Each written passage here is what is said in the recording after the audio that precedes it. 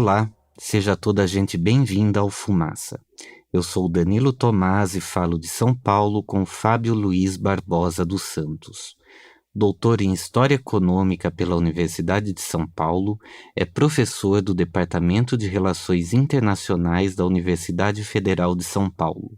Fábio Luiz é especialista em América Latina e autor de uma série de livros sobre o continente, entre eles Uma História da Onda Progressista Sul-Americana, Origens do Pensamento e da Política Radical na América Latina e Além do PT, a crise da esquerda brasileira em perspectiva latino-americana. É também coautor dos livros México e os Desafios do Progressismo Tardio e Fronteiras da Dependência, Uruguai e Paraguai. Fábio também é apresentador da série Caminhos Latinos, que narra em podcast a história de cada país latino-americano e caribenho.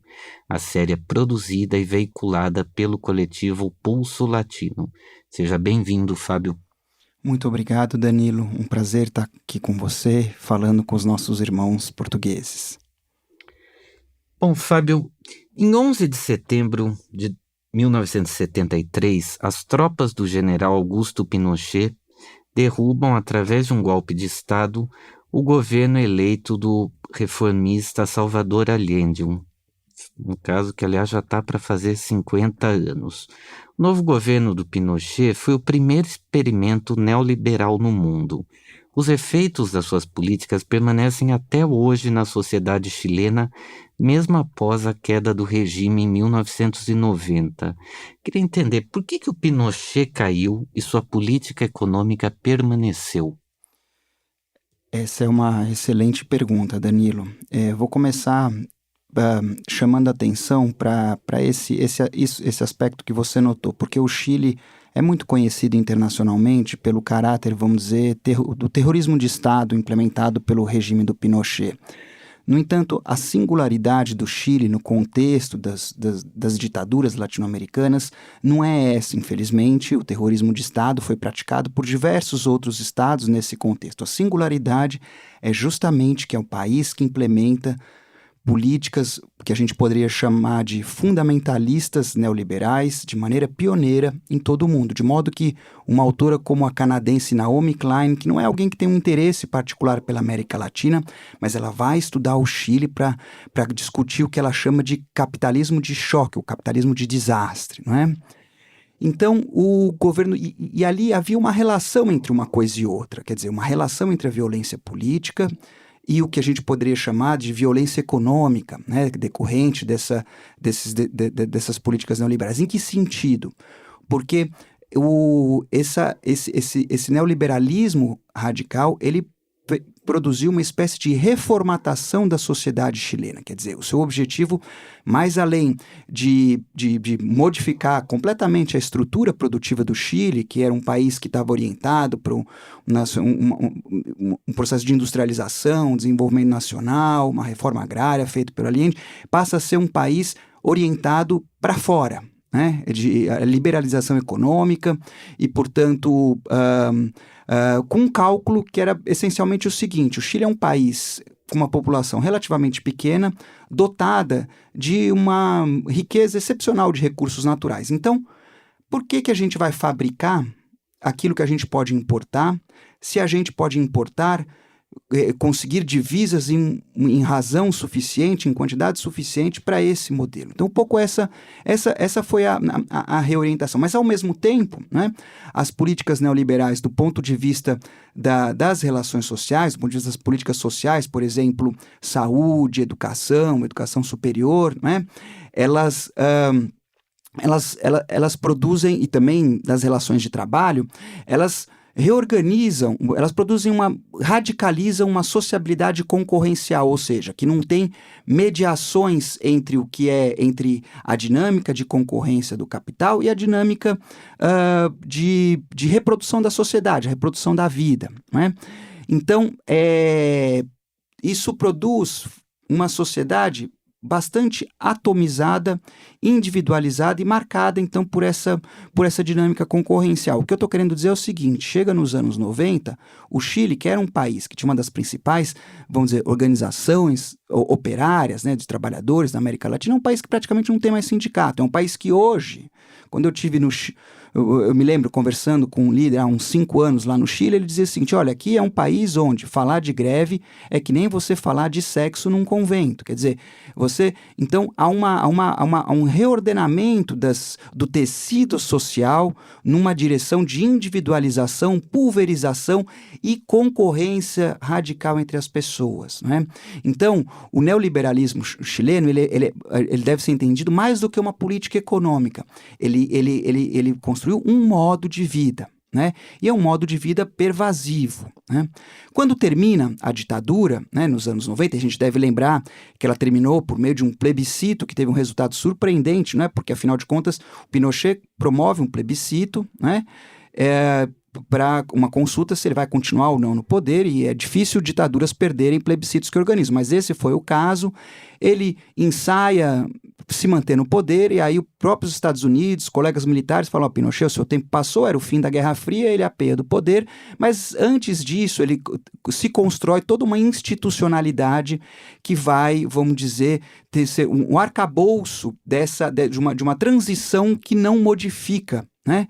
A gente pode dizer assim, que do Chile, depois da ditadura, ficou tudo menos a ditadura. O que eu estou querendo dizer, né? O pilar dessa institucionalidade é uma Constituição, né, feita, remodelada e aprovada sob a ditadura, né? Essa é a Constituição que no Chile se está tentando mudar no presente, né? É uma Constituição, então, feita pela ditadura, né? Mas, além disso, há diversos elementos, como, por exemplo, o Pinochet, ele continuou como comandante do Exército, quando termina, né, das Forças Armadas. Ele cria a categoria de senador vitalício, e entre os senadores vitalícios é ele mesmo. Enfim, é toda uma arquitetura, um arcabouço, né, jurídico, institucional, que faz com que, por exemplo, as condições para se mudar a Constituição exige uma maioria qualificada de votos, né? Que o sistema eleitoral chileno, que vai ser chamado um sistema binominal, que aqui eu não vou explicar nos detalhes, mas, em grosso modo, ele favorece um sistema que você vai ter 2 grandes blocos. Então, ele dificulta qualquer dos 2 grandes blocos, né, ter mais ou menos que nem republicanos e democratas, para fazer uma má comparação assim com os Estados Unidos. Dificulta você ter uma maioria de mais de 2/3, né? Então há toda uma arquitetura pensada por uma figura sinistra chamada Jaime Guzmán, que termina, inclusive, sendo assassinado ou ajustiçado, como diziam os revolucionários chilenos nos anos 80, né? Armou.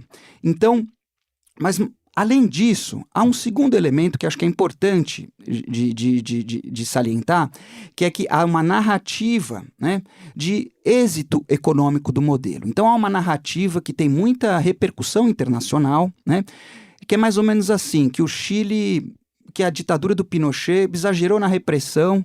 Claro, isso foi um absurdo, inaceitável, mas eles acertaram na economia, né? É claro que vão ter raciocínios como esse da Naomi Klein, que vão mostrar que uma coisa está ligada à outra. Você só pôde produzir essa reformatação da sociedade chilena porque teve a violência, o terrorismo de Estado. Mas, em qualquer caso, o ponto é o seguinte: o que eu estou querendo chamar a atenção para você é o seguinte, é que, se a gente olha do ponto de vista dos índices econômicos, a trajetória chilena, não tanto nos anos 70 ou começo dos anos 80, porque o Chile é o país que sentiu de maneira mais forte a crise da dívida no começo dos anos 80, teve que dar uma marcha ré, estatizar bancos, fazer uma série de privatizar a previdência para poder ter de recursos para bombear para os bancos, enfim. É uma série de turbulências, mas do ponto de vista, digamos assim, da modernização dos padrões de consumo e dos índices de crescimento econômico, é possível contar uma história, vamos dizer, de êxito desse modelo, quando a gente, vamos dizer, baseado estritamente em dados, né? Então, o ponto que eu estou querendo dizer é que, quando termina a ditadura, mesmo aqueles que fizeram oposição, né? E aí quem vai assumir o governo é uma coligação de partidos chamada Concertação, que vai juntar o que era o Partido Socialista do Salvador Allende, que foi completamente desfigurado, né? Assim como a sociedade chilena foi desfigurada e reformatada, o Partido Socialista virou um gestor da ordem, né? Aliado com a democracia cristã, que seria o partido de centro naquele contexto, né? Então, esses partidos, as suas principais lideranças, eles, de alguma forma, então, endossam há uma adesão a essa narrativa de que o modelo chileno ele é exitoso e, portanto, não deve ser mexido. A gente deve lembrar também que era o contexto ali do começo dos anos 90, em que o neoliberalismo estava sendo implementado em outros países da América Latina, em diferentes ritmos e tempos, mas, digamos assim, era a moda, né? Então era como se o Chile estivesse ali à frente do seu tempo, né? Então você tem essa, vamos dizer, eu acho que dá para sintetizar o espírito também numa fala do primeiro presidente chileno depois da democratização, que é o Patrício Alvim, que ele diz assim, quando vai ter a questão do julgamento dos crimes da ditadura, ele fala assim, nós vamos fazer a justiça na medida do possível. Então há um misto entre de adesão e acomodação a uma ordem da qual esses partidos que antes eram oposição passam a ser gestores. Fábio, a partir de 2006, os estudantes chilenos começam a protestar já contra o primeiro governo da Michelle Bachelet, que é justamente da concertação que fica no poder até 2010, né, quando ela vem a ser substituída pelo Sebastián Piñera, né, que vem a ser também o primeiro presidente conservador. As manifestações ao longo desses anos, elas avançam e recuam e explodem em 2019 no segundo governo do Sebastián Piñera. O que faz com que essas manifestações cheguem ao ponto de uma insurreição social no Chile? É importante destacar vamos dizer, a intensidade desses protestos que que de fato é uma verdadeira insurreição. E uma insurreição, né, que eclode em outubro, se continua por novembro, o governo chileno faz de tudo, bota tanques na rua, estado de sítio, todo tipo de repressão, depois parte para uma negociação, uma pactuação, que é o que vai dar origem ao processo constitucional que o Chile vive depois, né?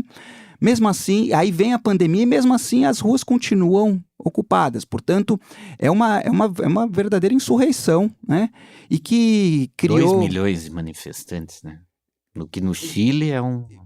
E de maneira continuada, e que abriu vários espaços de experimentação política nova, de criação em todos os sentidos, nas artes, na cultura, de experiências comunitárias. Então, um verdadeiro laboratório, vamos dizer, de experimentação social, que tinha como um elemento comum, eu arriscaria dizer, justamente construir laços sociais contraditórios àqueles que o neoliberalismo tinha implementado no Chile, né? Então eu comentava com você antes de que o neoliberalismo chileno é mais do que uma política econômica, ele é uma forma de vida, né? E então eu dizia também que a história chilena pode ser contada por meio dos índices econômicos e que aí é possível construir uma narrativa que tem muitos problemas, eu devo dizer, né? Mas é possível construir uma narrativa de êxito. Porém, há uma outra forma de contar a história do Chile, que é o quê?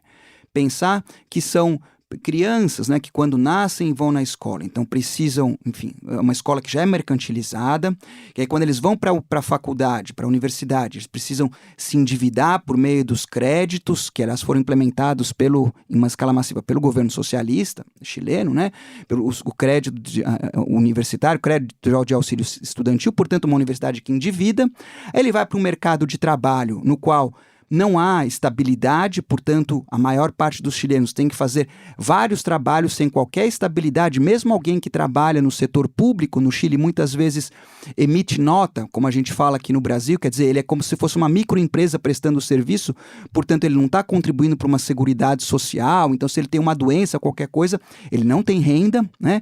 Portanto, é uma existência extremamente incerta, né? Que quando chega na aposentadoria, vai descobrir, vai se deparar com uma situação em que o Chile paga as aposentadorias que foram completamente privatizadas nos anos 80, né, administradas por fundos de pensão que pagam aposentadorias miseráveis, que foi uma das coisas que os chilenos foram descobrindo ao longo dos anos 2010, 2011, né, que foi um dos elementos que convergiu, né, nesse mal-estar.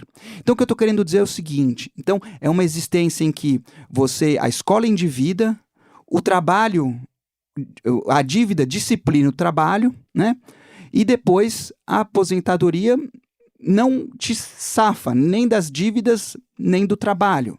Portanto, é uma existência extremamente insegura, incerta, angustiada, na qual a maioria dos chilenos tem medo de qualquer coisa, por exemplo, um problema de saúde que pode, além do problema de saúde em si, pode quebrar a família financeiramente, né?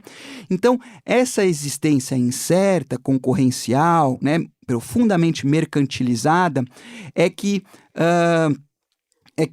estoura, né, o mal-estar contra isso, que tem várias dimensões. Você falou da revolta, né, dos estudantes em 2006, então as revoltas chilenas foram vindo num crescendo, né? Depois teve revoltas em 2011, revoltas estudantis, depois vieram as revoltas do não AFP, que são as administradoras do fundo de pensão, que são as revoltas dos idosos que estariam aposentados, e então cada uma delas, digamos assim, todas elas movidas, é uma revolta contra algum aspecto dessa sociabilidade neoliberal, né?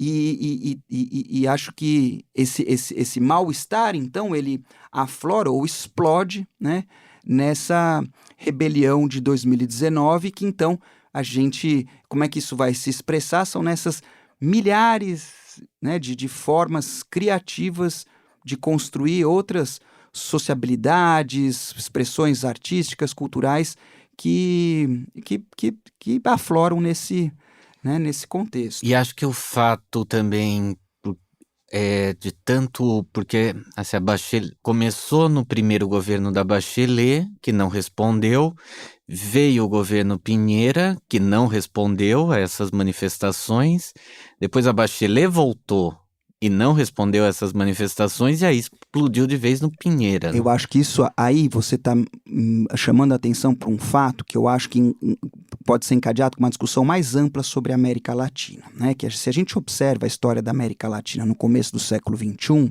a maior parte dos países, vamos dizer, teve uma inflexão para a esquerda, governos de esquerda ou de centro-esquerda, aquilo que pode se chamar de governos progressistas, né? Daí que eu falo no meu livro de uma onda progressista, né? Estamos falando da eleição do Chávez em 98, depois vem o Lula no Brasil, Morales, o Kirchner na Argentina, o Tabaré Vázquez Frente Amplo no Uruguai, Morales na Bolívia, o Equador, Paraguai e assim por diante. Poucos países ficaram, vamos dizer, fora desse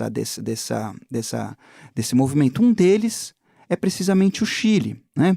Porque no Chile, como a gente comentou antes, o que seria a esquerda, né, que era o Partido Socialista, estava integrada à Concertación, que era, vamos dizer, o bloco que comandou o Chile até 2010, né? E os primeiros governos, a presidência foi da Democracia Cristã, depois, a partir do Ricardo Lagos, em 2000, foram presidências socialistas, e a figura mais conhecida é a Michelle Bachelet, que foi presidenta 2 vezes, né? Então, o ponto que eu quero dizer é o seguinte: no Chile não havia... Eu acho que se a gente pensar que uma insurreição é uma resposta, vamos dizer, extrema para um mal-estar social que não vê, vamos dizer, outros encaminhamentos no curto prazo, né? É como se a gente pensar assim, que ninguém vai fazer uma cirurgia, se pode tratar com acupuntura ou com homeopatia, né? Se a gente pensar, no Chile não se vislumbrava uma alternativa dentro da institucionalidade, né? Em outras palavras, o Chile não tinha um passado progressista para reivindicar. Aqui, por exemplo, a gente pensa uma comparação com o Brasil, no contexto do Bolsonaro ou da pandemia, né? Toda a devastação produzida, o desastre sanitário, 3.000 mortes por dia, né? E, no entanto, e quando começa a ter uma certa, né, uma mobilização, né, ou mesmo durante o curto governo do Temer, né, a perspectiva de que o PT, na figura do Lula, possa regressar à presidência, ela, de alguma forma, ela serve, ela ajuda, né, a, vamos dizer, a dar alguma esperança de que você possa ter um alívio dessa situação que não exija uma revolta desse porte, né? Então isso, veja você, a gente talvez vai falar de alguns outros países. Pensem, não é coincidência que os países em que houve rebelião na pandemia na América do Sul foram aqueles países que não tiveram governo progressista no começo do século XX, começo do século XXI. Foi no Peru, onde eles derrubaram um presidente, na Colômbia e no Chile, né? Também houve uma rebelião no Paraguai, que é o país onde o progressismo é mais fraco. É o único país que o presidente Lugo foi derrubado, não concluiu o seu mandato. Foi o único lugar onde o progressismo não fez o seu sucessor, não ficou vários mandatos no poder, né? Então, daí a gente intui que há uma certa, digamos assim, correlação, né, entre rebelião, uma correlação negativa entre rebelião e progressismo. A sugestão é que enquanto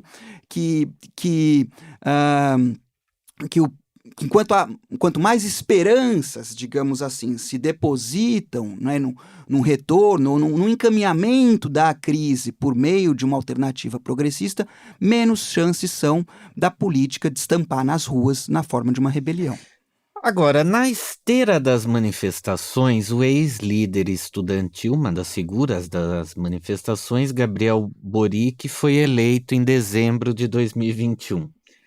O presidente formou um ministério paritário em termos de gênero, apelou à figura simbólica de Salvador Allende, mas colocou no Ministério das Finanças o economista Mário Marcel, que ocupava a presidência do Banco Central no governo do conservador Sebastião Pinheira. Nós podemos entender que o governo de Boric segue aquela máxima da adaptação cinematográfica do livro O Leopardo, do escritor italiano Lampedusa, de que tudo deve mudar para que tudo fique como está? Novamente, uma ótima pergunta. Eu queria dar um pouco de informação para os nossos ouvintes, para que eles também possam compreender o processo e, eventualmente, chegar às suas próprias conclusões de um processo que está em andamento, na realidade, né? O Boric, então, um líder estudantil, né, depois das grandes manifestações estudantis do Chile, vários se elegem ao parlamento, tem 4, 5 jovens que se elegem, um deles é o Gabriel Boric, né? E quando há essa grande explosão, e eles conformam uma outra organização que é, na verdade, um conglomerado de organizações menores chamado Frente Amplo, né? Quando há a rebelião, o estalido social de 2019, como eu já disse, a primeira resposta do governo é repressiva, completamente repressiva, quando ele percebe que isso está saindo pela culatra, né? Ou seja, só está jogando álcool na fogueira, aí ele parte para uma negociação que é muito controversa. É uma negociação em que ele vai oferecer, vamos dizer, vai pescar uma das demandas dos manifestantes, que era por um processo constituinte, vai colocar isso em negociação, né? E essa negociação é controversa porque há setores que interpretam essa abertura de negociação como uma forma de tirar as pessoas da rua e, portanto, e também de salvar a pele do próprio Pinheira, que estava na iminência, vamos dizer, poderia cair, mas, sobretudo, poderia ser julgado pelos crimes da repressão. Não sei se as pessoas sabem, mais de 400 pessoas no Chile perderam o olho de uma polícia que atirava para cegar as pessoas, não é? E então foi um processo controverso. A organização do Boric não topou negociar. Ela fez essa interpretação de que aquilo era, vamos dizer, uma artimanha do governo. Porém, o Boric, em desacordo com a sua organização, endossa, assina, né?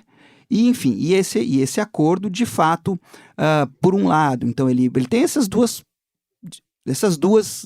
encaminhamentos. De um lado, ele abre um processo constituinte que é cheio de obstáculos, né?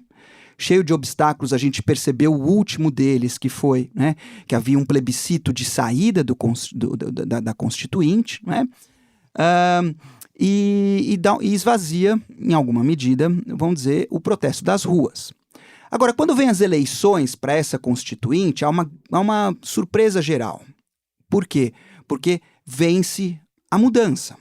A grande maioria dos constituintes eleitos, eles não são de nenhum dos partidos tradicionais chilenos, mas eles são o que eles identificam como os independentes ou autonomistas no Chile, né? Eu não tenho dado exato, mas algo como 70%. Daí depois... Isso você quer dizer no processo de formação da Assembleia Constituinte. Exato. Né? Sim, há uma eleição, então, né, que foi dos acordos de dezembro de 2019, é uma eleição para eleger os deputados. Havia uma arquitetura dessa eleição que favorecia novamente os partidos conservadores. E a própria fórmula da Assembleia Constituinte, que coisas importantes só poderiam ser aprovadas por 2/3, e outras coisas sequer poderiam ser discutidas na Assembleia Constituinte, por exemplo, os tratados comerciais de livre comércio que o Chile, isso sequer poderia entrar no jogo. Então é uma série de regras que foram estabelecidos, as regras do jogo foram estabelecidas, digamos assim, por quem estava ali no poder. E quem estava no poder não queria mudança. Então era um jogo dentro das regras estabelecidas, digamos assim, pelo opositor, né, para tentar ganhar. E então, mas a grande surpresa é quando nessa eleição, então, ganha o Partido da Mudança. O próprio Frente Amplo também elege muitos parlamentares para o processo constituinte, né, de modo que a direita chilena fica reduzida a uma minoria, sem poder de mando na Constituinte. Então, eles ganharam. Quando isso acontece, o Boric vira e fala: viram como eu tinha razão? Eu acertei, né? Eu acertei em fazer aquela negociação. O prestígio dele sobe muito, ele imediatamente se coloca como candidato e acaba sendo eleito numa eleição que já sinaliza a mudança de humores ali no Chile, porque é uma eleição em que ele ganha no primeiro turno, mas ele perde no primeiro turno, né? Enfrentando um candidato que, se a gente for falar assim de maneira simples, um Bolsonaro chileno, né? Portanto, uma figura da extrema-direita que surge nesse processo, e aí então como é que a gente vai entender isso? Que um país que estava assim, na rebelião à flor da pele, há essa aparente inversão.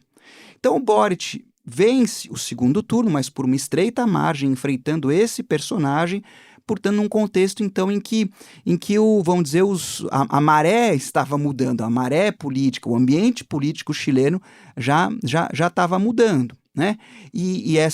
Vamos dizer, essa mudança ficou mais explícita na votação do plebiscito de saída, né? Que não era só a questão de ter o plebiscito de saída, que dá, então, o processo constituinte, que foi riquíssimo, muito bonito, porque é um processo com grande protagonista de gente que quer, não só dos indígenas, das mulheres, porque foi também uma constituinte que tinha essa paridade, né, de mulheres e homens, né, algo inédito no mundo, mas por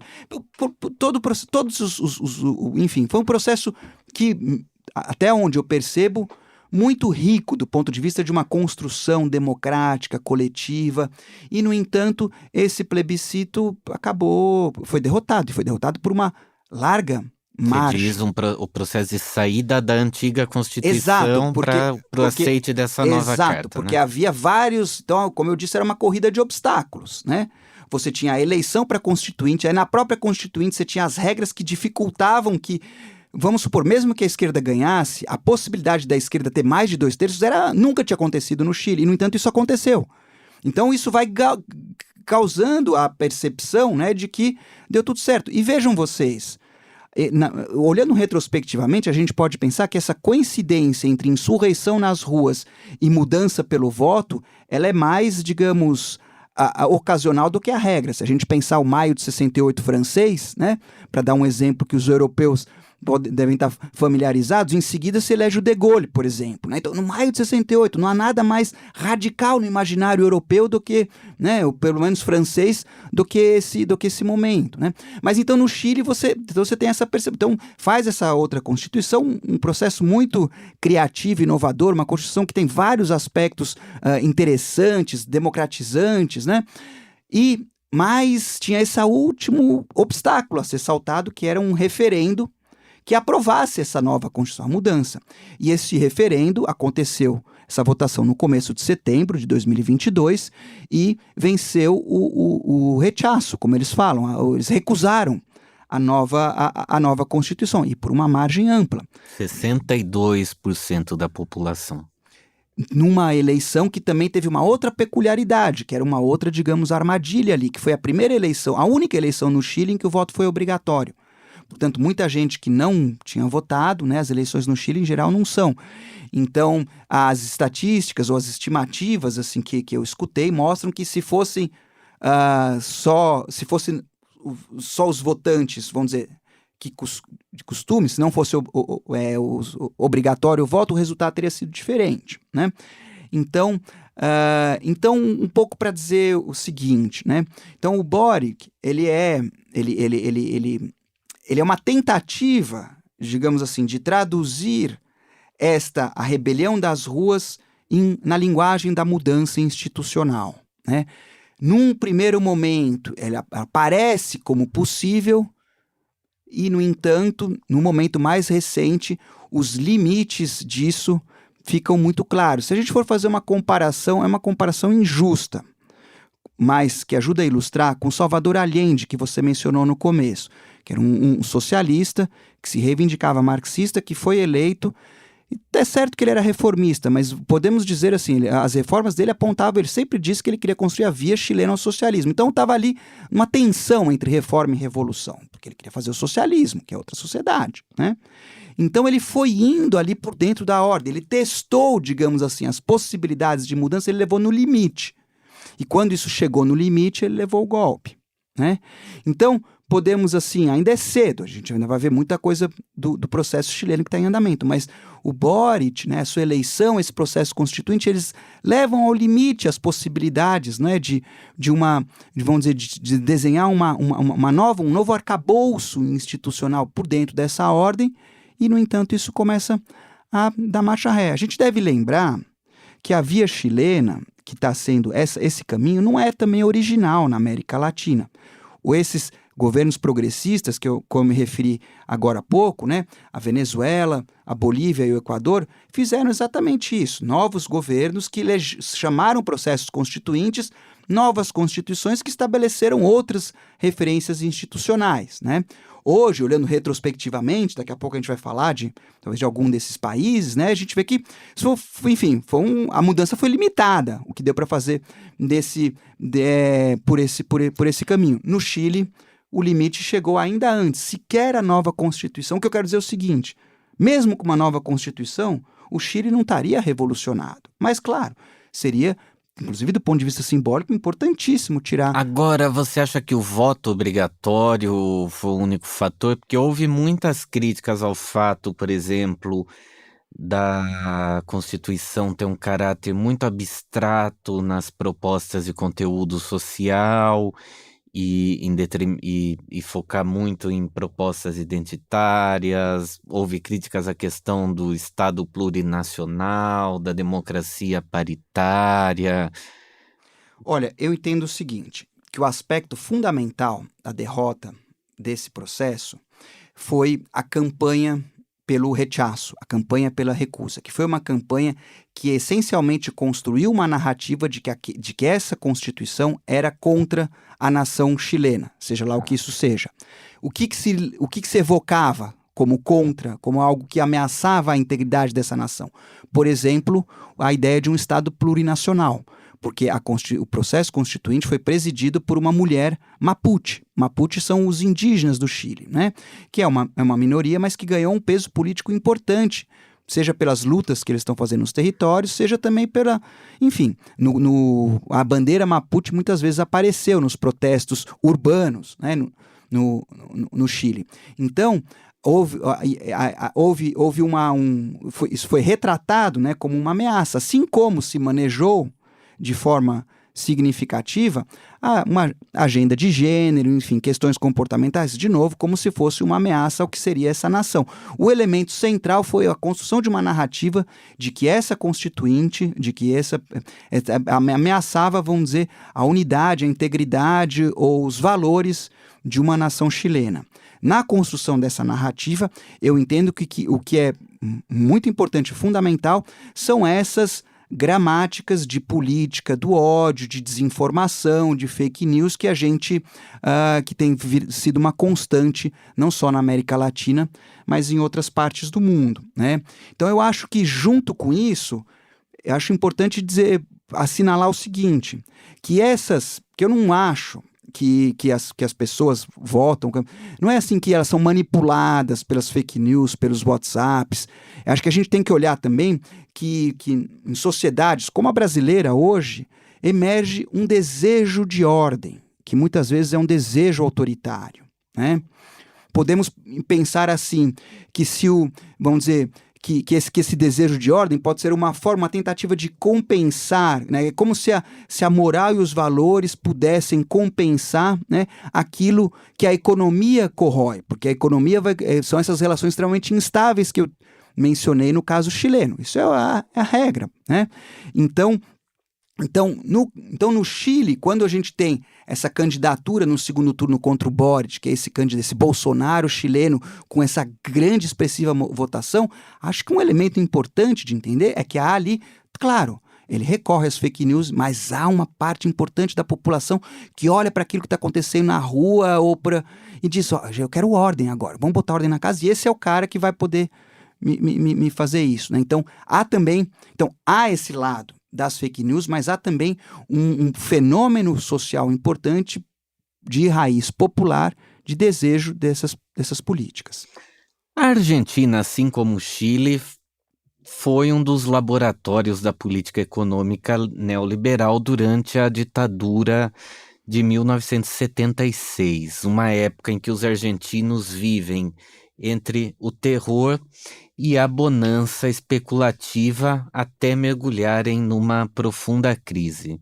Desde então, o país vive entre períodos de bonanças e profundas crises, da qual a mais famosa é a de 2001, quando os argentinos foram impedidos de sacar seus depósitos em dólares e um presidente chegou a ficar apenas 7 dias no cargo. Essa montanha-russa tornou-se o modelo econômico argentino? Olha, comparando historicamente, se a gente compara Argentina e Brasil, os dois principais países da América do Sul, a Argentina comparativamente sempre foi mais radical, mais extremo, né? Mais montanha-russa, como você está dizendo. Eu diria que nos anos recentes é o Brasil que está ocupando esse papel, né? Agora, vamos chamar atenção para algumas coisas. Primeiro, que diferente do caso chileno, né, a ditadura argentina, ela não foi uma reformatação da sociedade argentina, não é comparável, né, a intensidade argentina, de fato, a políticas de abertura financeira, comercial, mas há ambiguidades no regime argentino, militares nacionalistas, enfim, é outra, e também é um regime mais curto, 76 a 83, não é?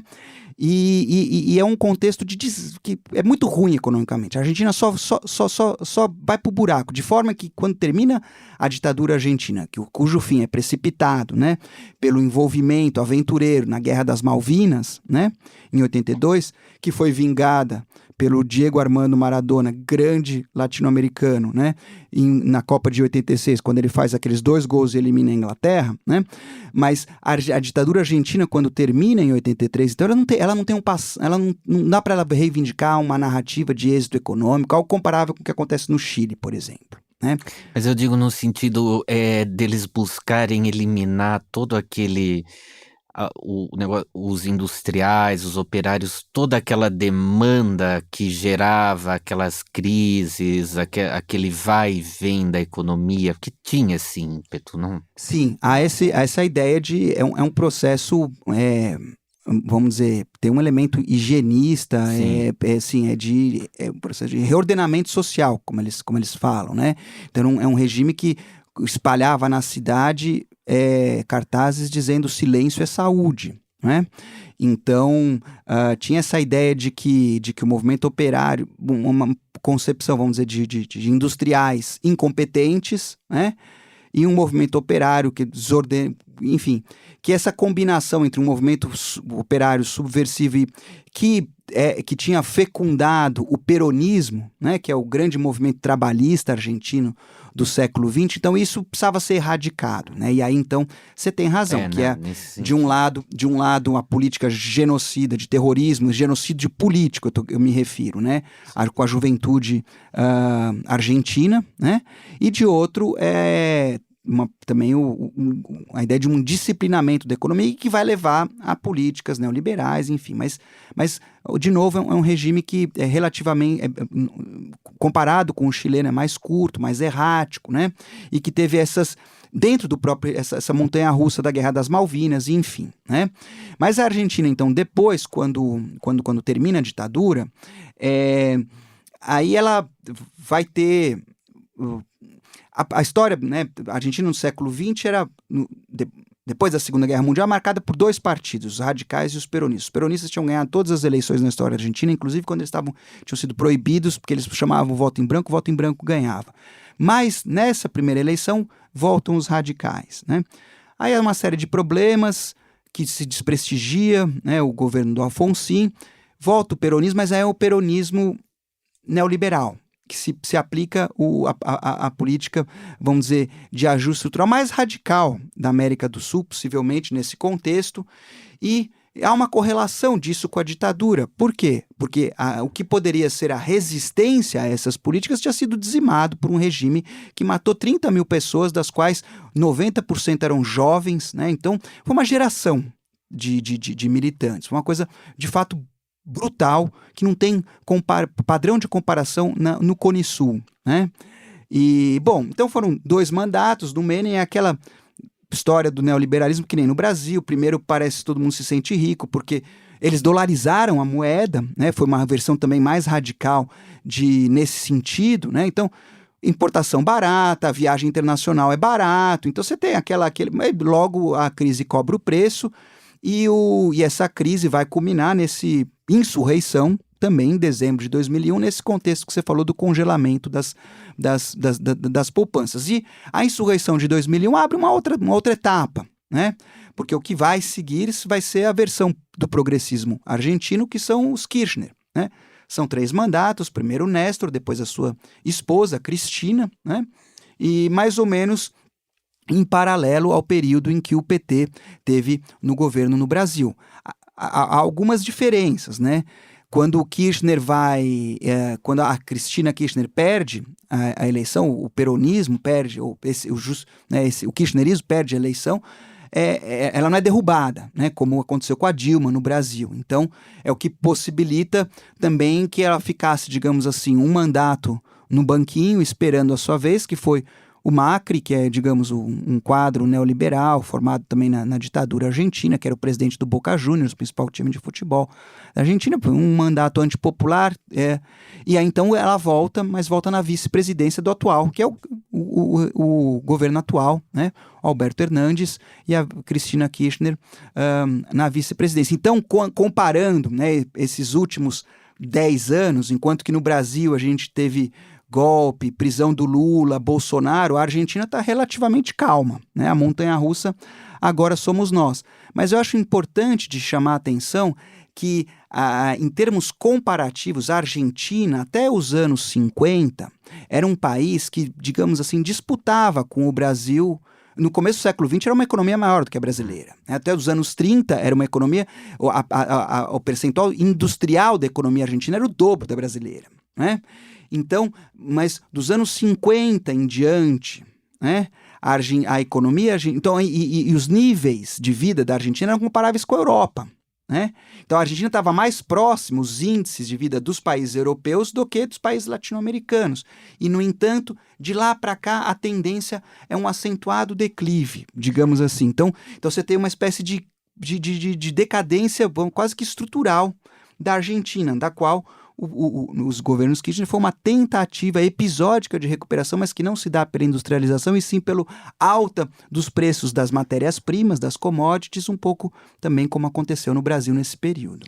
Agora, apesar de toda essa crise econômica, a Argentina consegue ainda ostentar um relativo índice social avançado, né? Segundo a ONU, o índice de desenvolvimento humano dela é de 0,84, numa escala que vai de 0 a 1, que quanto mais próximo de 1, mais desenvolvido você é. E ela continua sendo segundo da América Latina. Certamente, um paraguaio, um boliviano, ou um centro-americano, um haitiano.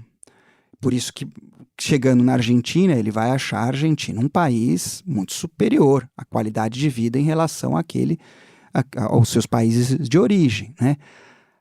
Por outro lado, um argentino que viveu o que foi o país há 30 anos ou há 40 anos, não vai ter essa experiência, né? É claro que vamos dizer, as necessidades sociais é sempre uma noção relativa, né? Relativa à sua experiência, né? Assim como, digamos assim, um sueco que vem a experimentar o que é o sistema de transporte urbano no Rio de Janeiro vai ficar revoltado, né? Então, mesmo que um carioca fique feliz de ter ônibus e ter metrô, e acho que, enfim, pelo menos ele se locomove, é acessível, né? Então, a questão que eu estou chamando a atenção é do ponto de vista comparativo, né? O que foi a Argentina, né? Nos anos 50, até os anos 50, né? Em relação ao que ela é agora. Agora, claro, se você comparar com outros países latino-americanos, é um país relativamente mais integrado, no sentido de que as disparidades sociais elas são menores. E é interessante observar que esse é o caso, na América do Sul, dos países que tiveram um movimento operário mais forte, tradições de esquerda mais fortes, mais robustas no começo do século XIX, né? Que são Chile, Uruguai e a Argentina. A Argentina, por exemplo, você mencionou o livro Origens do Pensamento, né, Radical na América Latina, é o país, é a primeira tradução do Capital, do Marx, para o espanhol, não é feita por um espanhol, é feita por um argentino, que funda o primeiro Partido Socialista das Américas, que elege o primeiro deputado e depois o primeiro senador das Américas. Isso acontece na Argentina. Primeiro senador socialista. Socialista, né? No começo do século XX. Eu estou dando esses dados só para dizer o seguinte, de que a relativa, os países que são menos desiguais na América Latina, né? Isso tem relação com o fato de terem sido os países em que houve uma organização mais avançada das classes populares, em particular dos setores trabalhadores, né? A capacidade de organização e mobilização da sociedade argentina, mas sobretudo do peronismo, você acha que ajuda a conter também a desigualdade argentina, manter esse nível de... sem dúvida. Os argentinos, por exemplo, quando eles olham aqui para o Brasil, eles acham incompreensível que o Lula foi preso e não teve quebra-quebra. Para eles é incompreensível uma coisa dessa, né? Os argentinos, há uma tradição importante. Você não passa um dia em Buenos Aires, no centro, não passa 2 dias sem ver uma manifestação, um protesto. Há uma cultura subsiste, sobrevive, e isso foi muito importante para enfrentar, para dar freios ao macrismo, que foi esse governo, né, o Macri, que sucedeu os 3 governos do Kirchner recentemente na Argentina. E a Argentina também, assim como o Uruguai, são os 2 países em que o movimento sindical tem mais peso na América do Sul, né? No Brasil ainda tem, mas tem perdido a importância que teve. A Argentina e o Uruguai ainda é um ator político importante, né? E sem dúvida Agora, o que é a capacidade de convulsão? Então isso eu estou falando de, vamos dizer, de trabalhadores organizados, né? Claro que também na Argentina, um movimento que mais destaque teve social no começo do século XXI, nessa crise que a gente falou de 2001, foram os piqueteiros. que não são trabalhadores sindicalizados, pelo contrário, é gente que está desempregada, né?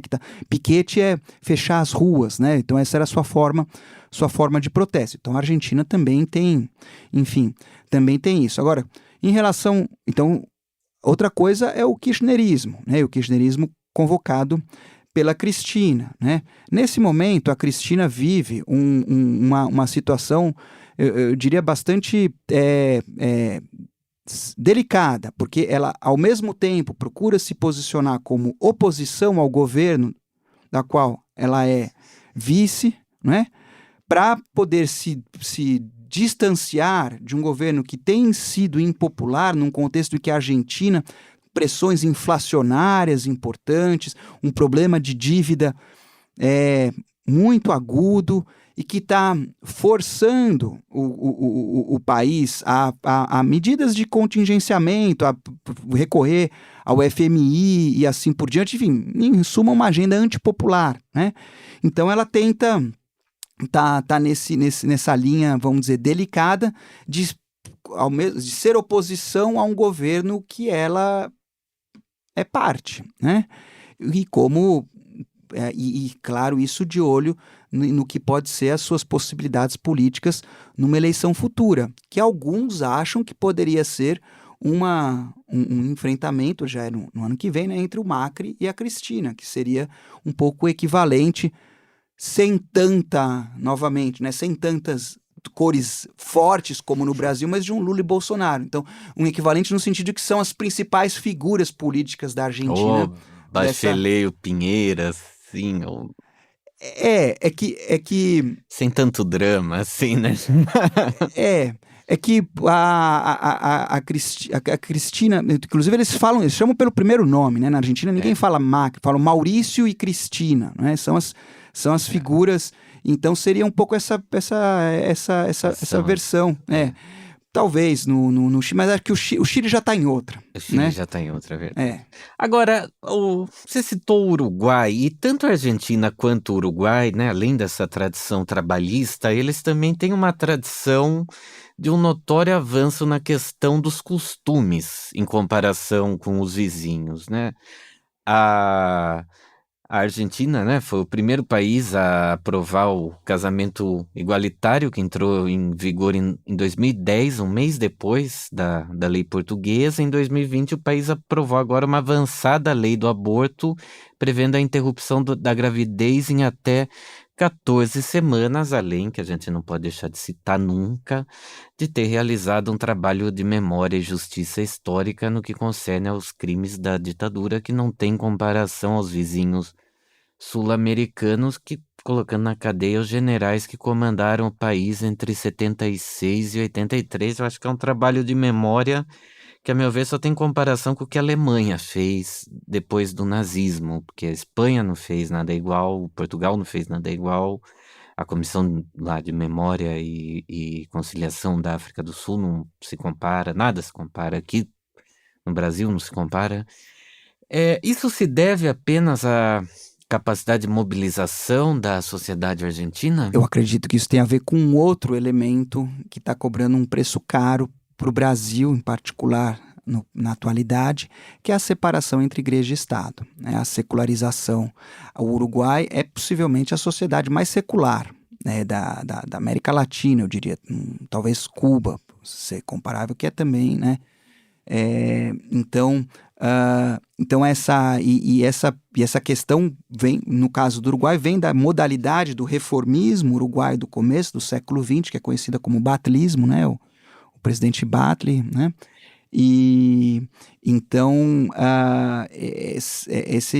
eu entendo que esse é um elemento decisivo para que favoreça o avanço dessa agenda. Quer dizer, elas não são politizadas, elas podem até ser politizadas segundo uma gramática religiosa, mas ela não vai ter a mesma força. Como tem aqui, né? Como tem no Brasil, por exemplo, né? Como tem...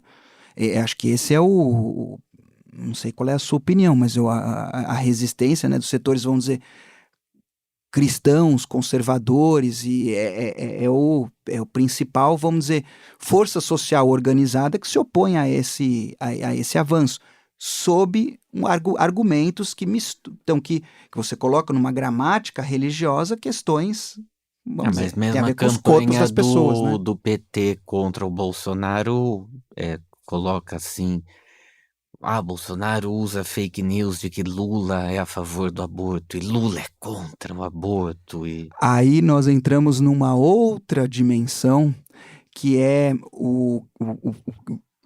que é, vamos dizer, um processo de corrosão avançada, né, da sociabilidade brasileira, né, e que está produzindo, vamos dizer, um caldo de cultura favorável à politização do ressentimento social por meio dessas gramáticas de política do ódio, né?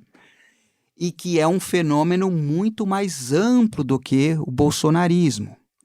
E num contexto de disputa eleitoral acirrada, né?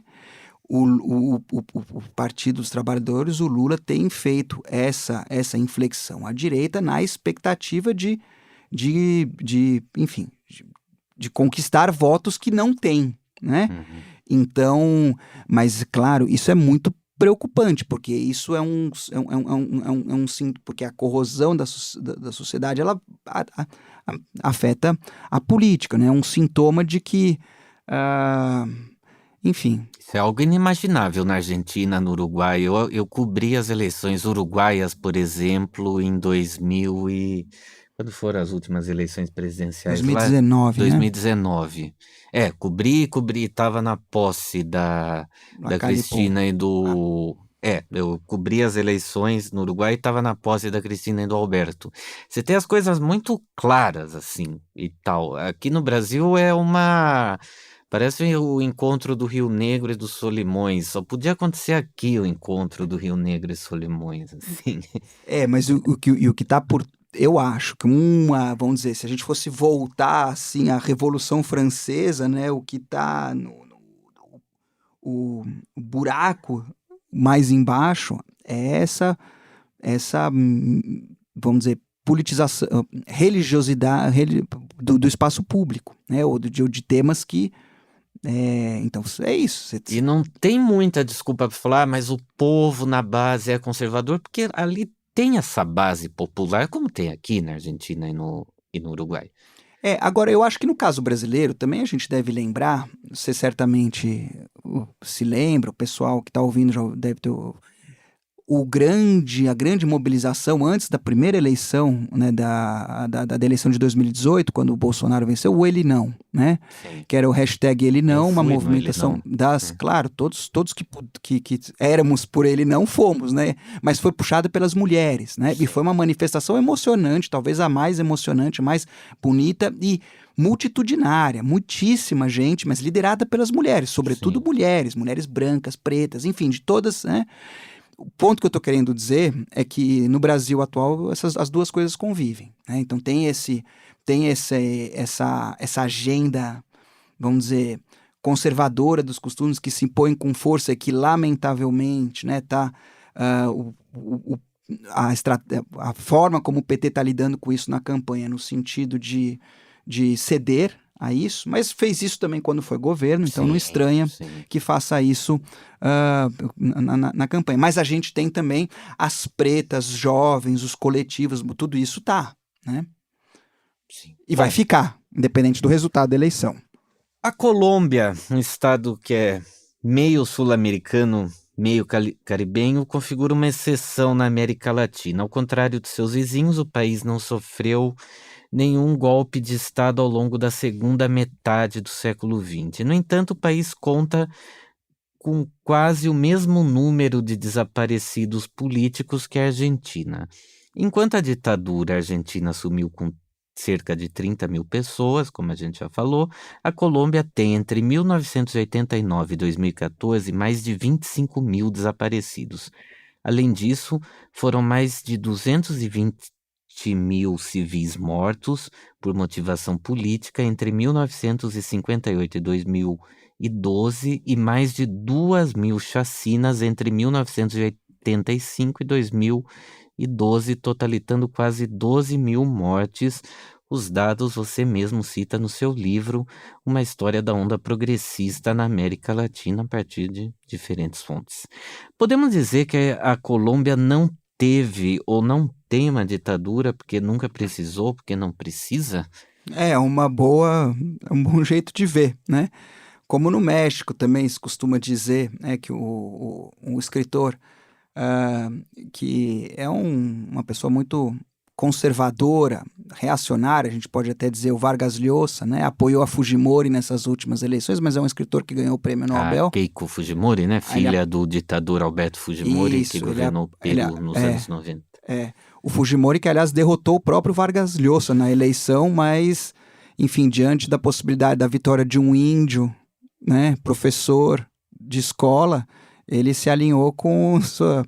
Mas esse personagem dizia que o México era a ditadura perfeita, porque o México foi essencialmente um regime de partido de Estado ao longo do século XX, o PRI. Então, um pouco para fazer essa... mas era uma democracia, né, formalmente. Né? Então, acho que isso é um bom jeito de colocar, porque há muitos colombianos, vamos dizer, no espectro liberal, chegam a se orgulhar, dizer que o país é o sistema bipartidário mais antigo, um liberalismo que remete ao século XIX, a uma instabilidade. Mas o outro lado dessa moeda é essa violência, é uma guerra, um estado contra-insurgente, né? Que enfrentou uma guerra civil, que é o conflito armado mais longo do século XX interno, né? Desde os anos 50, né? Até recentemente. E ainda tem pelo menos um grupo armado importante ativo na Colômbia, né? Que vem a ser? O ELN, né? O Exército de Libertação Nacional, que tem a sua origem... também assim como as Farc é fundada em 64, mas tem origem vinculada à teologia da libertação, né? Que é aquele grupo católico. A teologia da libertação é um fenômeno da igreja latino-americana, né? Que num contexto de efervescência social do final dos anos 50, anos 60, Revolução Cubana, maio de 68 e todas as pressões, as lutas, as guerrilhas também na América Latina, há um movimento no sentido de fazer o que eles chamam de uma opção preferencial pelos pobres, né? Então você tem um setor importante da igreja que vai se politizar e vai fazer do seu trabalho pastoral uma ferramenta de politização, né? Por exemplo, na Revolução Sandinista da Nicarágua, que é a última revolução que triunfou não só na América Latina, mas no mundo, né, em julho de 79, a teologia da libertação foi fundamental. Tanto é que no governo sandinista tinha 3 ministros que eram padres, né? O da cultura, da educação e de relações internacionais, né? Então, o ELN ele surgiu, né? Ele foi fermentado nesse contexto, né? Sua grande figura original é o padre Camilo Torres, né? Que era um sociólogo, professor, né? Da Universidade Nacional da Colômbia, que faz então essa opção pelos pobres e acaba morrendo em combate, né?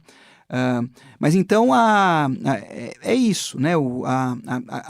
Digamos assim, a América Latina é toda violenta, né? O padrão, vamos dizer, de repressão do dissenso é um padrão que não tem comparação com os países europeus, sobretudo com os países, digamos assim, mais industrializados, né?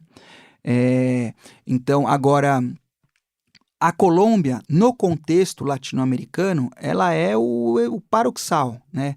Ou particularmente no contexto sul-americano, né? Na América Central você tem a história de El Salvador, da Guatemala, que é também muito violenta, mas enfim, então a Colômbia é esse estado de exceção permanente, né? Então esse paradoxo, né, de uma, vamos dizer, de uma fachada democrática, liberal, mas que por trás, né, que dá, vamos dizer, que é sustentada por um Estado contra-insurgente. Agora, que vai ser, qual que é a relação desse Estado contra-insurgente com as Farc e com a ELN? Bom, a relação ela oscilou com o tempo, né?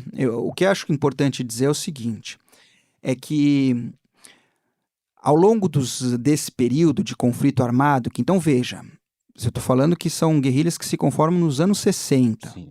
e que chegam ao século XXI. Portanto, é uma história de mais de 50 anos.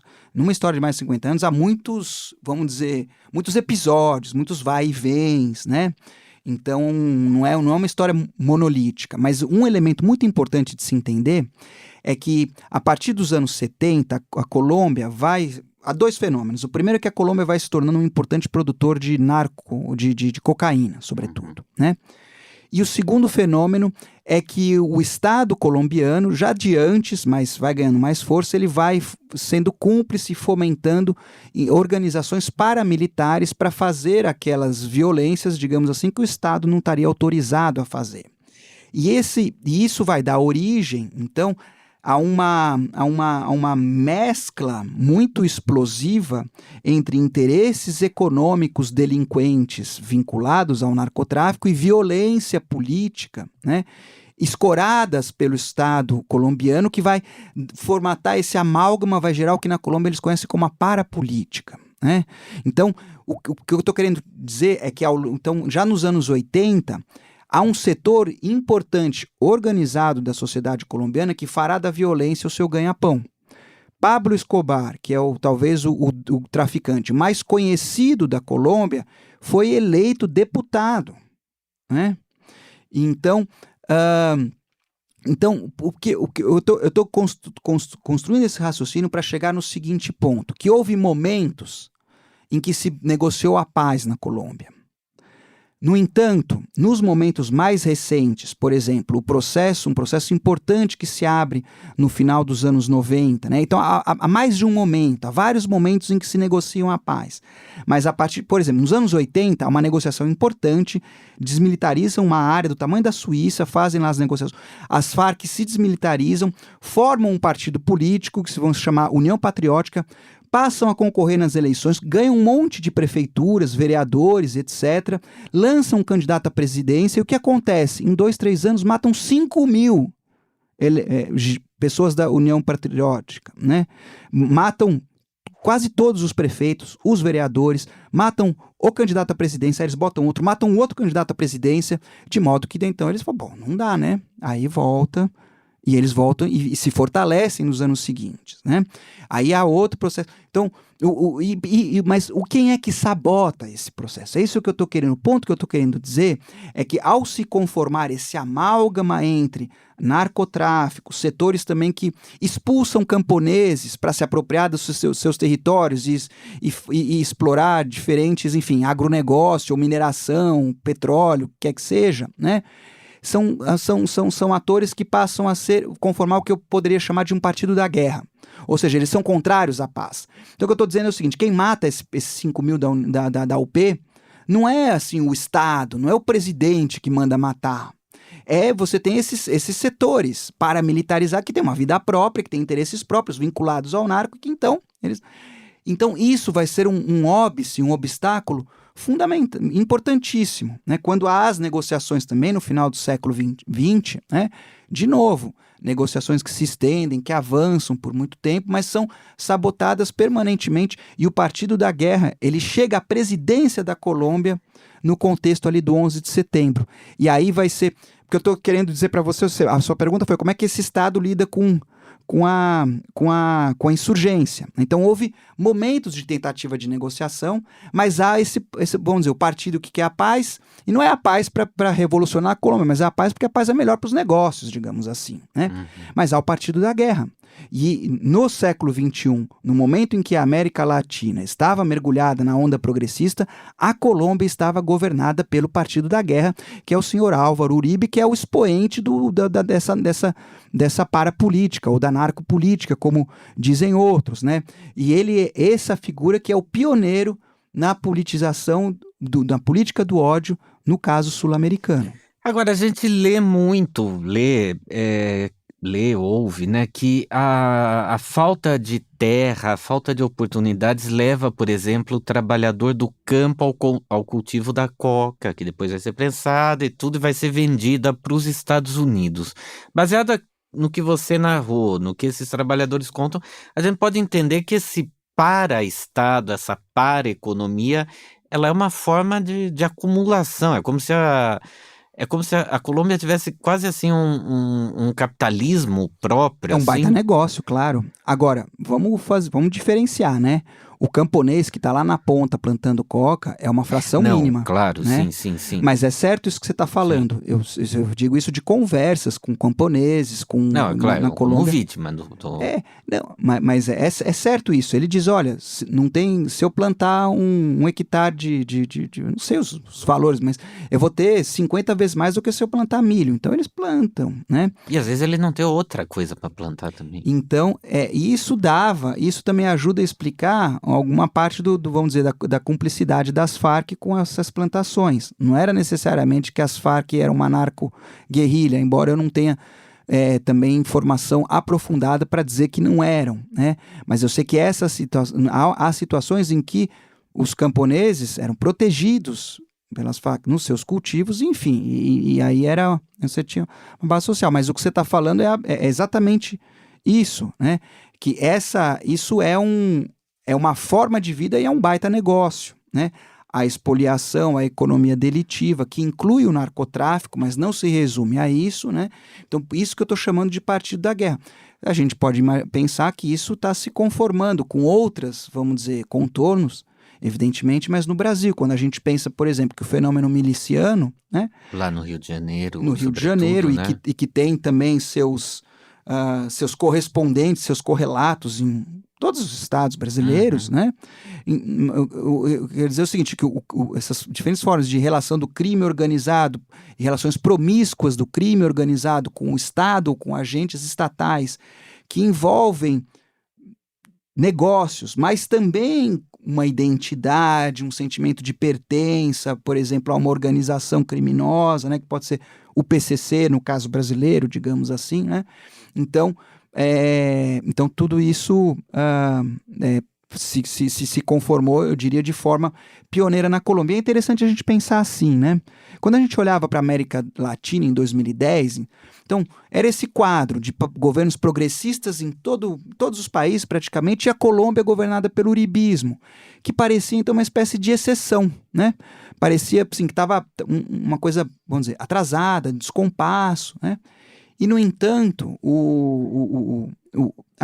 quando a gente olha 10 anos depois, né, ou hoje, 12 anos depois, a gente percebe que o uribismo que apontava o futuro, né, dessa região, infelizmente. Né? Em 2010, você olhava, veja, o Obama dando entrevista dizendo que o Lula era he's my guy, que a gente traduziu aqui no Brasil como ele é o cara, né? O político mais popular do mundo, o Obama falou. A capa da revista Economist com o Cristo Redentor subindo como um foguete para o céu, dizendo Brasil decola, né? Tem uma capa pouco lembrada dessa época da Economist também dizendo que colocou a América Latina na capa, falando quintal de quem? E aí a gente vai olhar 10 anos depois. Então o PT exportava essas tecnologias de gestão de populações empobrecidas e enfim, era um sucesso. Por isso que o Obama considerava o Lula porque o político mais popular do mundo, né? Como se tivesse encontrado uma pedra filosofal de fazer, vamos dizer, uma gestão inclusiva do neoliberalismo. Mas né? isso era só um boom de commodities, né? Porque... Aí, quando a gente vai olhar 10 anos depois, né? E acho que isso fica claro quando a gente olha, por exemplo, a Venezuela, né? Porque... enfim, porque a gente pode, no Brasil você teve todos esses, né, esses percalços, vamos dizer, esses eventos políticos extremos, né, o qual a gente já aludiu, tem idas e vindas, mas em outros países... O ponto que eu quero dizer, por que eu estou falando da Venezuela? Porque mesmo num país em que o progressismo ainda está na presidência, essas tendências de corrosão do tecido social antidemocráticas, né? Elas também se observam, o que me leva ao que eu falei antes, quando estava me referindo aqui ao Chile, por exemplo, esse desejo de autoritário, de ódio, são processos, né? São processos de corrosão social que produzem, né, de uma forma ou de outra, com diferentes, claro, expressões, políticas antidemocráticas, né? Antes só da gente entrar na Venezuela, bom, em 2006, em 2016, perdão, as Farc assinaram um acordo de paz com o Estado colombiano. À época, quem governava era o presidente Juan Manuel Santos, do Partido Social de Unidade Nacional, que se declara liberal, mas não é muito diferente de quem sempre governou a Colômbia.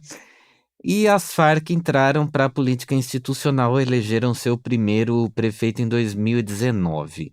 Neste ano, a Colômbia elegeu pela primeira vez um presidente progressista, o Gustavo Petro.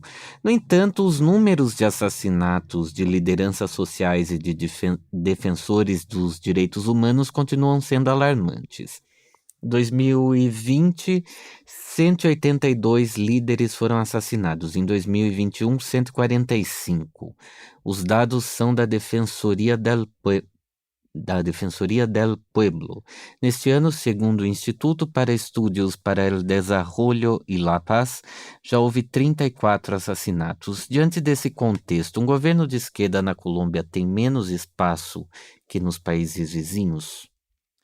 A gente vai descobrir, né? Mas eu diria que é uma trégua, né?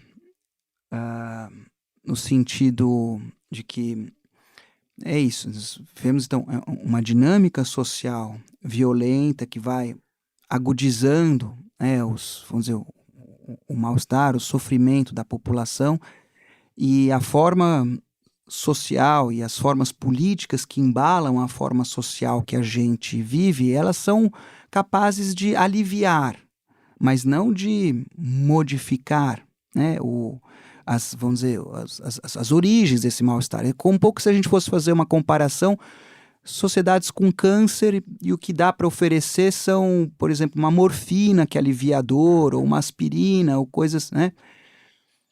A solução deste câncer que nós vivemos, ela precisa ser construída, desenvolvida, né?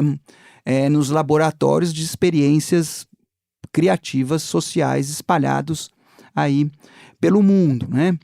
Então, a eleição do Gustavo Petro, ela é algo que, do ponto de vista de quem almeja a mudança, é algo a ser comemorado, porque é um continente, é um país, como a gente já comentou aqui, com essa história muito violenta, em que a política estava sequestrada entre duas alternativas vamos dizer, da direita, né, que era o Partido da Guerra e o Partido da Paz. A diferença essencial entre o Santos, que fez o processo de paz, e o Uribe, que é o presidente da parapolítica, é que o Santos bandeou para o Partido da Paz. Ele foi ministro da Defesa do Uribe, foi eleito, apoiado pelo Uribe, né? E aí se tornaram, vamos dizer, oposição um para o outro, e aí, então a política colombiana ficou sequestrada por essa oposição entre duas versões da política da direita. Uma que acha que a paz é melhor para os negócios e a outra que faz dinheiro por meio da guerra, né? Que não muda nada na essência.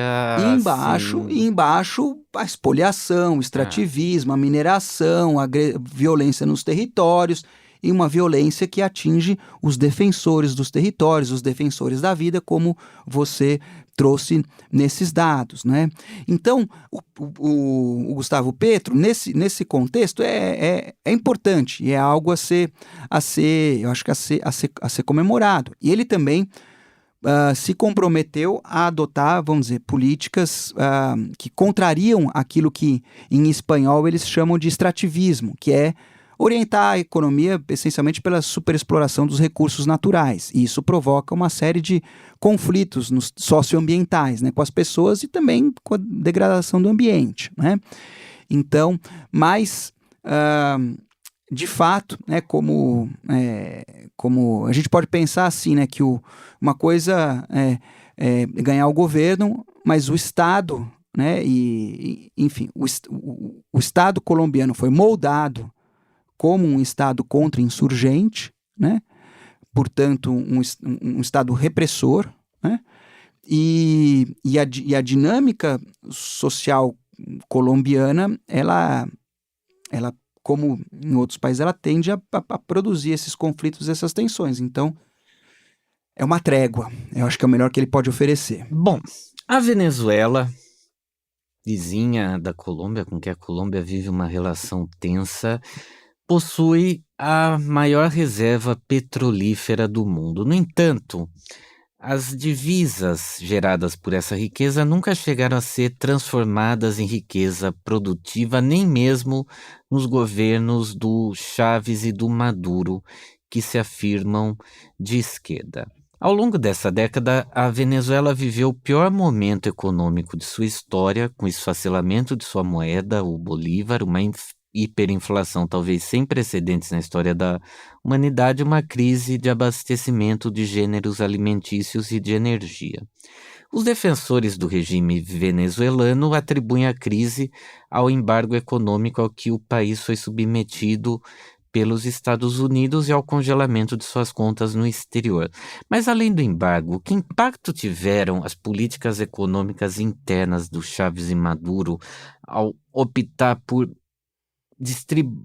ao se focarem mais em distribuir esse excedente do petróleo e não em focar numa política industrial de desenvolvimento das bases econômicas, da estrutura produtiva venezuelana? Olha, Danilo, eu entendo que a gente precisa de pesquisas melhores para dar uma resposta adequada a essa pergunta. Por quê? Porque a minha compreensão é que houve tentativas nessa direção. Eu vou dar um exemplo banal, mas que ilustra.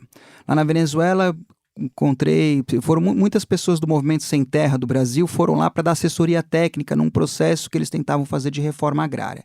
E aí conversava com esse pessoal e eles estavam exasperados. Eles diziam assim: aqui você tem um governo que expropria a terra, dá crédito, oferece os insumos, o trator, e as pessoas querem colher nos portos. O que ele quer dizer colher nos portos? É importar comida. A Venezuela, por ser um país exportador de petróleo, uma estrutura econômica que, vamos assim, mal comparando, como os Emirados Árabes, digamos assim, né? Não na mesma escala, mas para entender que é diferente de outros países latino-americanos, né? Então, como tem um país que mais de 90% da exportação é petróleo, isso provoca um fenômeno que se chama na economia de doença holandesa, que é essencialmente o seguinte: importar fica barato, exportar fica caro. Então, é toda uma estrutura social, que é também uma cultura de consumo ancorada nas importações, e num padrão de consumo que não corresponde às estruturas produtivas do país. O Brasil se beneficiou muito disso antes da crise, né? Se beneficiou do petróleo venezuelano, não, você quer dizer? Se beneficiou exportando para a Venezuela mesmo. Sim, no período dos governos do PT, o Brasil fez ou empresas brasileiras, né, fizeram muitos negócios lá, né? Eu lembro, posso contar depois, eu fiz relação com o pessoal da Odebrecht, que trabalhava lá, né? Porque a Venezuela e o Peru foram os dois países onde a Odebrecht mais fez negócio, né, durante os períodos, que era uma política do governo brasileiro, né, essa chamada das campeãs nacionais, de apoiar a internacionalização dessas empresas com ênfase aqui na região, né? Mas então o que eu estou querendo dizer é que eu acho que a gente provavelmente tem mais acerto do que não acerto nessa afirmação que você está dizendo, que foi um governo que não tentou diversificar a economia. Houve tentativas, né? Precisam ser melhor entendidas, melhor estudadas, que é uma dificuldade também de fazer isso. O que eu não saberia te dizer é até que ponto essas tentativas, elas foram, vamos dizer, mais maquiagem, digamos, que nem o governo Lula, que faz um Ministério da Economia solidário. Então, para você fazer, mas ao mesmo tempo você modifica a lei de falências,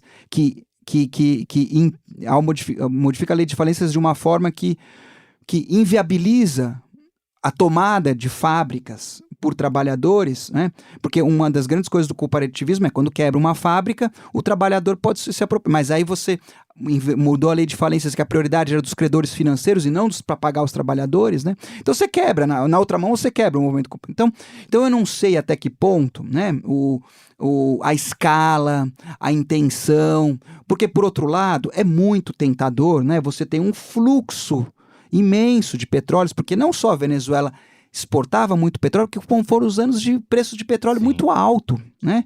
Então a tentação de você, vamos dizer, a linha do menor esforço, de fato vai pela direção que você está falando. E isso se transbordou, inclusive, em políticas externas da Venezuela, Petrocaribe, oferecendo petróleo barato para Cuba, cooperação com outros países da América Central, Ilhas do Caribe, assim por diante, né? A ideia da ALBA, Aliança Bolivariana das Américas, enfim, né? Agora, mais passados, digamos assim, 20 anos, né, do início do processo, o que prevaleceu é o que você disse. A economia venezuelana hoje ela é mais dependente do que da exportação de petróleo do que quando o Chávez venceu a eleição primeiro em 99. Né? A guerra na Ucrânia e o embargo econômico à Rússia mudaram o papel da Venezuela na geopolítica, né? De pária, o país voltou ao Concerto das Nações graças à imensa reserva petrolífera, tanto que aqui no Brasil se ironizou depois do encontro do presidente Nicolás Maduro com o presidente americano Joe Biden que o país havia voltado a ser uma democracia. Agora, ironias à parte, nós temos na Venezuela um cenário político que é bastante complexo, porque há eleições, mas há intervenção do governo Maduro para se manter como uma força hegemônica, como quando ele criou a Assembleia Nacional Constituinte, um parlamento paralelo para mitigar o poder da oposição. As regras são mudadas antes de serem consolidadas, há uma forte militarização do Estado. Além disso, há relatos de prisão arbitrária, tortura, intervenções nas empresas. O líder do processo bolivariano, né, o general e presidente Hugo Chávez, o defendia como um processo revolucionário e Maduro se coloca como sucessor desse processo que seus críticos tratam como um processo ditatorial. O que mudou no regime de Chávez a Maduro? O que mudou foi a sociedade venezuelana, as condições econômicas, né? E com isso o regime mudou bastante, né? Eu não acho que o elemento central sejam as personalidades, mas o que talvez a raiz do problema é a questão econômica, né? Não dá para entrar aqui nos detalhes, mas para dizer assim, a linha geral da coisa é a Venezuela, então, com a queda nos preços do petróleo e com o nível de gastos que a Venezuela vinha acumulando, inclusive na última campanha, enquanto o Chávez era vivo, né, se tornou insustentável. Ao se tornar insustentável, gerou 3 problemas econômicos graves. O primeiro, pressões inflacionárias, como você já falou. Segundo, uma escassez de bens. E terceiro, um desajuste cambial. Numa economia que importa tudo, você passa a ter um câmbio paralelo que é muito diferente do oficial. E isso gera uma situação... Então, por exemplo, quando eu estive lá em dezembro de 2015, era 7 no paralelo... Não, 7 no oficial, 700 no paralelo. Então, isso gera um desequilíbrio muito grande da economia. Foi essa desorganização da economia, porque aí todo mundo precisa de dólar para defender o seu padrão de vida, e nem todo mundo vai ter acesso a dólar. Então, significa que o dinheiro que você ganha trabalhando não vai ser suficiente, você vai ter que se virar, né? Ou vai ter um parente que manda dólar, ou vai se envolver no comércio, enfim, desorganizou a economia. Isso tira o prestígio, a popularidade do governo. Isso se reflete na eleição de dezembro de 2015. Eles perdem a maioria do parlamento, ficam, na verdade, com menos de 1/3, e aí eles ficam diante de um dilema. Como é que a gente faz agora? A gente entrega um parlamento também que nunca escondeu, disfarçou que a sua intenção era derrubar o governo. E aí, a gente entrega, o que a gente faz? Eles resolveram não entregar. E para não entregar, começaram a, digamos assim, descumprir, desrespeitar aspectos da institucionalidade que o próprio regime construiu. Né? Então, por manobras diferentes como essa que você falou do processo da Constituição, enfim, são manobras que procuram, mas que vão num sentido cada vez mais, eu diria, vamos dizer, antidemocrático, né? E aí as sanções econômicas agravam esse quadro, é claro, mas elas não são a causa, né? Elas antecedem, eu posso dar a cronologia com mais detalhe, eu falo lá no livro, né? Então, assim como em Cuba, as sanções econômicas, claro que agravam, no caso de Cuba é mais grave, né?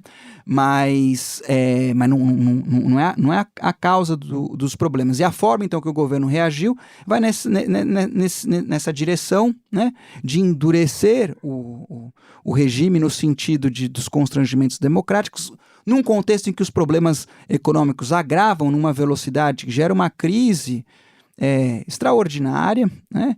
E com a qual a esquerda tem muita dificuldade de lidar e de olhar, porque, bom, eu tenho simpatia, sempre tive simpatia pelo bolivarianismo, mas a gente não pode deixar de olhar o que está acontecendo. O que aconteceu é uma catástrofe, gente migrando, enfim. Foi isso. Curiosamente, o estado onde o Bolsonaro teve a maior votação, que é Roraima, onde ele teve 69% dos votos, é onde recebe refugiados venezuelanos. Sim, mas também é importante dizer que é um estado muito militarizado por estar na fronteira, né? Então, então parte da resposta é o que você falou. Você tem uma maior militarização do estado, você tem e aí então quando a gente pensa, por exemplo, o paradoxo, quando a gente pensa naquele menino Guaidó, né, que tentou dar um golpe em janeiro de 2019, evocando a intervenção dos Estados Unidos ou um golpe militar, por que aquilo era uma aposta furada? Os militares não iam dar um golpe no Chávez, por quê? Porque eles já são governo, né? Essa é, na verdade, o Maduro é a face civil de um governo bastante militarizado. Militares que têm se envolvido na exploração. E tem outra coisa importante. Caiu muito a produtividade do petróleo da Venezuela nesse tempo, seja pelas formas de gestão da PDVSA, que é a grande estatal do petróleo, eles estão produzindo muito menos, quantidade eu estou falando, não é só questão do preço. E a resposta que o regime, que o governo tem dado a isso é intensificar outras formas de exploração de recursos naturais, particularmente ouro, no que eles chamam da bacia do rio Orinoco, né, que é o segundo principal rio, Arco Mineiro do Orinoco, eles chamam, né? E aí em parceria com a China, mas corporações que têm presença militar, enfim, é um cenário, vamos dizer, bastante complicado e triste. E como o governo se mantém no poder? Em primeiro lugar, apoio dos militares, né? Segundo lugar, há um setor da sociedade venezuelana que é fiel, vamos dizer, ao bolivarianismo, ao chavismo, pelas mais diversas razões. Encontraram ali um aliado, né? Há também a questão de que a oposição que ganhou visibilidade é a oposição que não considera uma saída para a crise na qual o chavismo, vamos dizer, subsista como uma força política, só que o chavismo é mais ou menos, vamos dizer, de 20 a 1/3 da sociedade de apoio. Então, isso também, vamos dizer, são setores mais radicais os que ganharam visibilidade. Por exemplo, o Guaidó, que foi apoiado por todo mundo, União Europeia, enfim, né? Então isso não contribui. Mas eu acho que acho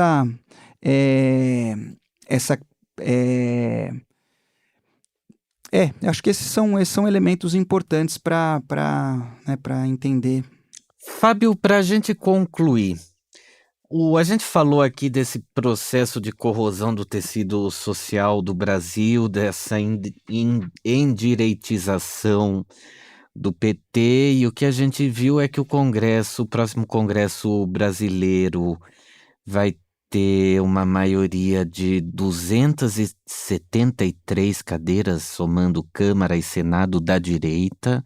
O Bolsonaro teve uma diferença muito pequena em relação ao Lula no primeiro turno, né? Eles acabaram ficando com uma diferença de 5 pontos percentuais, e esse segundo turno está bastante competitivo, né? Esse segundo turno que se define agora, dia 30 de outubro.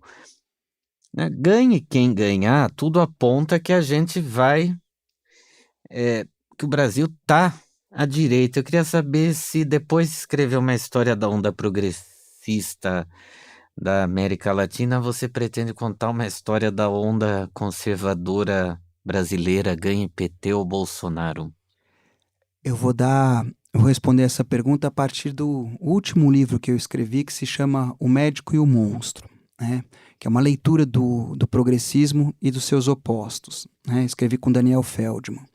A ideia, claro, em 3 minutos, a ideia é a seguinte: se a gente pensar que o progressismo é uma política de contenção dessa crise social, contenção por quê? Porque ele não vai endereçar as raízes estruturais dessa crise, né? A questão é que essa contenção ela não impede a aceleração da crise. Vou dar um exemplo só. Como é que o Temer chega a ser quem é? Crise do mensalão, 2004, 2005, aumenta a resposta do PT, aumenta o espaço do PMDB, Temer nomeado como vice na chapa da presidencial, né, algumas vezes. Então, para conter uma crise política, você fortalece um ator que depois vai terminar acelerando essa crise. Esse raciocínio eu faço para vários campos, estou dando só um exemplo, né, para dizer que a contenção não vai impedir a sua aceleração, né? Não preciso, acho que, gastar tempo explicando que Bolsonaro é uma política da aceleração da crise, né? Qual é o drama, qual é o dilema? É que a aceleração também vai demandar contenção. A gente pode pensar no auxílio emergencial, né? Quando na pandemia, no pico da crise econômica, sanitária, o auxílio emergencial 4 vezes maior, para 4 vezes mais pessoas, aprovado contra o interesse do 4 vezes maior que o Bolsa Família. 4 vezes maior que o Bolsa Família, desculpe, né? Aprovado contra a vontade do Bolsonaro, contra a vontade do governo, com Paulo Guedes, ministro da Economia, mas que depois, claro, ele capitalizou e surfou no sucesso da medida. Mas então, o que eu estou dizendo é uma medida que, uma política que caracteriza a política da contenção, ela vai ser imposta num momento de aceleração da crise. A gente pode pensar o próprio retorno do Lula ao jogo eleitoral nessa chave política. Você sabe, não houve novas revelações jurídicas, não houve protesto popular. Como é que a gente explica que os mesmos juízes que prenderam o Lula em 2018 soltaram ele 3 anos depois? O mais provável é qual era o momento.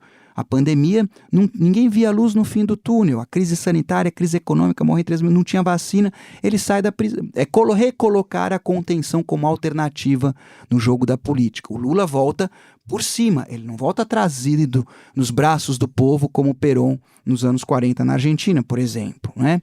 Então agora nos qual anos 70, você quer dizer? Não, o Perón, quando ele é preso nos anos 40, e daí ele sai da prisão porque tem muito protesto popular, né?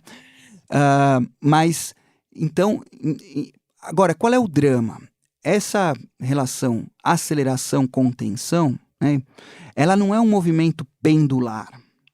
Por quê? Ela é um movimento espiral. Por quê? Porque o sentido da evolução, né, da história, vamos dizer, a corrosão continua. Pode ser mais mitigada, amenizada, né, por políticas muito competentes em geral de gestão da pobreza que os governos do PT implementam, ou pode ser acelerada, mas o sentido do movimento, da evolução, ela permanece, né? Então, digamos, na hipótese do Lula vencer essa eleição, o Brasil que ele encontrará em 2023 é muito diferente do Brasil que ele encontrou em 2003, e vai ser para pior. O Lula costumava dizer, né, que se Judas tivesse voto no Congresso, ele negociaria com Judas. Então é bom ele se preparar, porque se ele vencer, os Judas vão ser muitos e estarão todos armados, né? Eu queria terminar só fazendo uma figura de imagem que eu acho que dá para entender, que ajuda a entender, inclusive a possibilidade do Lula não vencer, que é uma possibilidade que está colocada, que dá título ao livro, né? É uma evocação, é uma história inglesa do final do século XIX, o médico e o monstro, Dr. Jekyll e Mr. Hyde, né? Que é um médico que, inspirado pelos ideais do progresso, justamente, do final do século XIX, cientifistas, ele começa a fazer experiências consigo mesmo com o objetivo de isolar o seu lado mal. E aí, com isso, ele dá origem a um alter ego, uma outra pessoa que é só maldade, que é o Mr. Hyde. Para voltar à sua forma original, ele ministra lá um preparado químico, né? E o Mr. Hyde volta à sua forma original do médico. Mas qual é o drama? Cada vez vão sendo necessárias doses maiores do remédio para que ele surta efeito, até o momento em que o monstro se emancipa e o médico se vai. Então, está se formando uma monstruosidade no Brasil. Na verdade, a monstruosidade já está. O que a gente vai